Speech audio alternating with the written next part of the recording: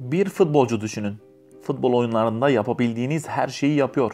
Rakipleri çalıma diziyor, mesafe tanımaksızın frikikler atıyor, kafayla goller atıyor. Rakip defansları adeta futboldan soğutuyor. Inter formasını görünce aklımıza ilk gelen isimlerden bir tanesi. Zirveye doğru son sürat ilerlerken bir anda tepe taklak olan bir hayat hikayesi. Keşke daha fazla izleyebilseydik diye iç geçirdiğimiz Adriano hikayesi şimdi sizlerle. Futbol dünyasının vazgeçilmezidir. Bir büyük yıldızın varisi aranır hep. Yeni Maradona, yeni Pele, yeni Zidane. O da Ronaldo olacaktı. Ronaldo derken baba Ronaldo'dan bahsediyorum. Dünyanın gelmiş geçmiş en teknik ama bize de Dünya Kupası'nda kramponun burnu ile gol atan Brezilyalı futbolcu Ronaldo. Rio de Janeiro'nun favelalarında doğmuşsan onun dediği gibi ya futbolcu olursun ya da bir serseri. O birincisini seçti ama ikinciyi seçen arkadaşlarından da hiç kopmadı. Yıkıp geçiyordu defansı Adriano. Inter onu Brezilya'dan transfer ettiğinde sadece 19 yaşındaydı. Hector Cooper, Real Madrid ile oynanan Santiago Bernabéu Kupası maçında son 10 dakikada sahaya sürmüştü onu. Casillas'ı soluyla neredeyse kaleye sokan Adriano, Inter taraftarının gözünde yeni Ronaldo olmuştu. Ona o günden sonra İmparator lakabını taktılar. Inter golcüsü Chiesa ağır sakatlık geçiren Fiorentina'ya yolladı genç santraforunu. Takımının en çok gol atan ismi oldu ama Fiorentina'nın küme düşmesini engelleyemedi. Milli takımda 3 üyenin gölgesinde kaldı. Kabul edelim, Ronaldinho, Rivaldo ve Ronaldo'dan formayı kapmak çok zordu. Vazgeçmediği günlerdi. Rio'da antrenmanlara giderken öğrencilerin bedava bindiği otobüse param olmadığı için öğrenci üniforması giyer giderdim. Şimdi her şeyi alacak param var ama mutlu değilim. Çünkü artık babam yok dediğinde kariyerinin zirvesine çıkmıştı. 2004 yazıydı. Copa Amerika'yı kazanan Brezilya milli takımında 5 golle kral olmuştu. Bir ay sonra onu anlatılan babasının kafasına bir kaza kurşunu isabet ettiğiydi. O gün işte film koptu. Gabriel Garcia Marquez'in dediği gibi bir adam babasına benzediğini anladığı an yaşlanmaya başlar. Babamın ölümü beni derin bir depresyona soktu. Kendimi çok yalnız hissettim. Kendimi her şeyden izole ettim. İtalya'da yalnız, mutsuz ve depresiftim. İçmeye başladım. Sadece içerken mutlu olabiliyordum. Her akşam içtim. Elime ne geçtiyse içtim diyen Adriano sadece 22 yaşındaydı ve artık yaşlı bir adamdı. Bonservisini alan Inter, taraftarın gönlündeki imparator için çok uğraştı. Bir kez başarılı olabildiler. 2005'te kendini toparlayınca ona 5 yıllık yeni kontrat veren Inter Başkanı Muratti, yıllar sonra ne yapabilirdim ki? Oğlum gibiydi. Psikolog değildim ama odama çağırır, uzun uzun nasihat ederdim ona. Söz verirdi ama sonra verdiği sözü çabuk unuturdu diyordu.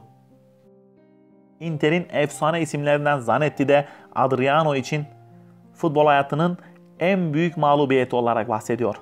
Real Madrid'e attığı golü görünce kendi kendime yeni Ronaldo'yu bulmuşuz dedim. Fakat Adriano favelalardan gelme bir çocuktu. Bu nedenle ona karşı bazı çekincelerim oldu. Çünkü favelaların nasıl olduğunu bilirim.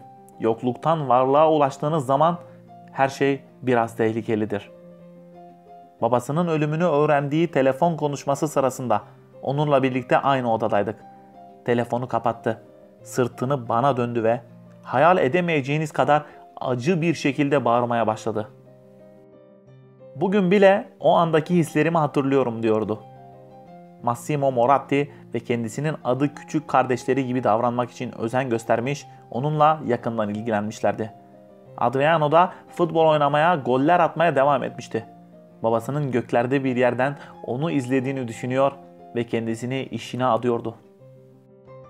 Sonun başlangıcı da yolu Türkiye'den geçen bir teknik adam zamanında oldu. Roberto Mancini.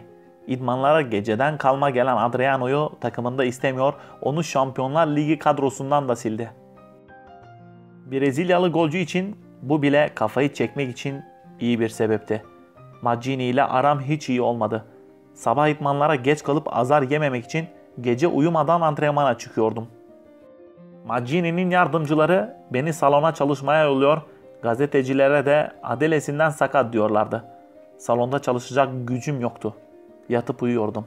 Sözleri Inter onu göndermeden önce arşivlerdeki yerini aldı. Aradan zaman geçti. Mourinho takımın başına geldi ve onu geri çağırdı.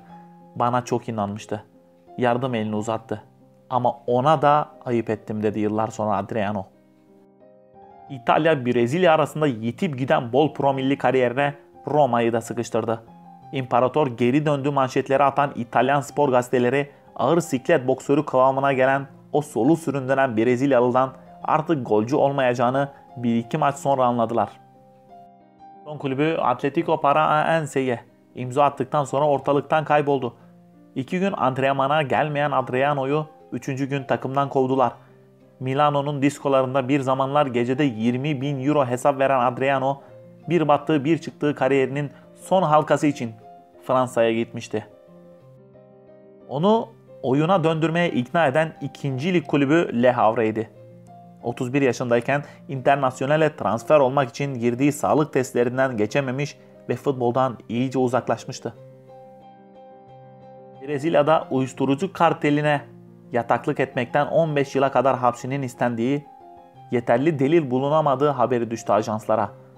Bir adamı gettodan çıkarabilirsiniz ama içindeki gettoyu çıkaramazsınız. Adriano çocukluk arkadaşlarına hiç sırtını dönmemişti.